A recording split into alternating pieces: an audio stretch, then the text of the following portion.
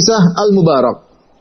Al-Mubarak adalah ayah dari Ibnul Mubarak, ya, yang terkenal Abdullah Ibnul Mubarak Al-Hanzali, seorang ahli hadis yang dia adalah seorang ulama jarang seperti dia, ya.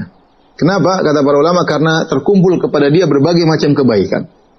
Ya, dia adalah seorang mujahid, seorang alim ulama, seorang ahli hadis, seorang yang sangat dermawan. Dan ini jarang terkumpul seperti ini. Ada orang alim, tapi mungkin dia ahli ibadah, tapi dia bukan ahli hadis. Ya, mungkin dia ahli hadis, tapi mungkin ibadahnya kurang. Mungkin dia orang ulama, tapi dia bukan mujahid. Mungkin dia ulama, mungkin dia mujahid, tapi dia miskin, tidak kaya raya. Ibnu Mubarak lengkap. Dan ini jarang ada ulama seperti dia. Inilah Abdullah Ibnu Mubarak. Sangat rajin bersedekah. Di samping itu ternyata dia hidupnya zuhud. Di samping itu ternyata dia seorang alim. Di samping itu ternyata dia ahli ibadah. Ya. Di samping itu ya, dia ternyata sangat rajin bersedekah. Terkumpul banyak kemuliaan pada Abdullah Ibnu Mubarak. Siapakah bapaknya Al-Mubarak? Abdullah bin Al-Mubarak. Bapaknya Al-Mubarak dahulu adalah seorang budak. Ya. Ada yang mengatakan dari Turki. Ya. Dia budak. Ya. Namun dia dibebaskan oleh majikannya.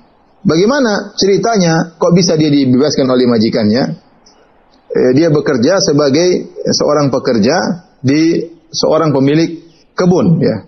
Maka suatu hari pemilik kebun datang bersama teman-temannya dalam pergi ke kebunnya. Di situ ada Al-Mubarak, bapaknya Ibnu Mubarak, sedang bekerja. Kemudian sang pemilik kebun berkata kepada Al-Mubarak, "Itina bi rumanin hullu." Kata dia, "Datangkanlah kepada kami, bawakan kepada kami delima-delima yang manis."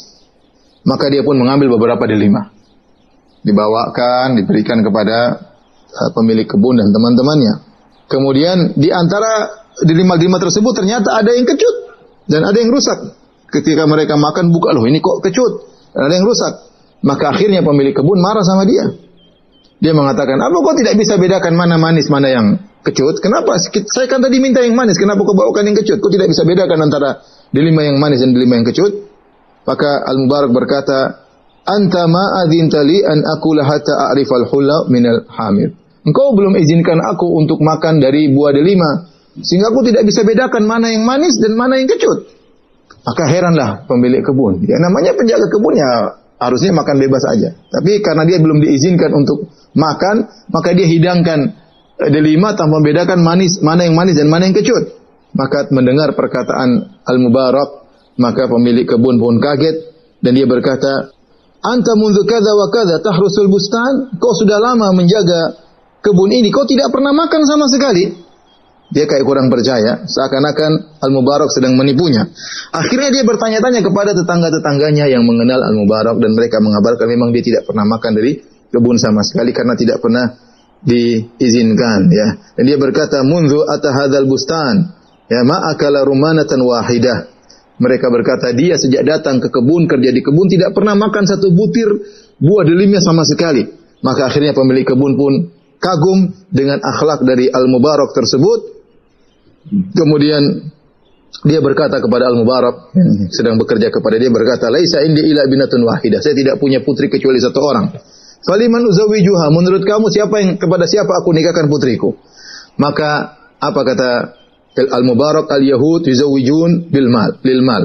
Adapun orang-orang Yahudi mereka menikah karena harta. Wan Nasara lil jamal, orang-orang Nasara menikah karena kecantikan. Wal Arab lil hasab wan nasab, orang-orang Arab menikah karena melihat nasab dan kedudukan. Wal Muslimun lit taqwa, orang-orang Islam menikah karena takwa. Maka akhirnya pemilik kebun ini berkata, "Ma ra'aitu atqalillahi minka." Aku tidak melihat orang yang lebih bertakwa dari engkau, wahai Al-Mubarak. Maka dia pun nikahkan putrinya dengan Al-Mubarak. Maka lihatlah, ya, bayangkan Al-Mubarak, dia tidak mau makan makanan yang haram. Jangankan yang haram, yang syubhat. Padahal kita tahu namanya urf masyarakat, namanya penjaga kebun ya boleh makan dong. Boleh lah. Apalagi kalau sudah jatuh.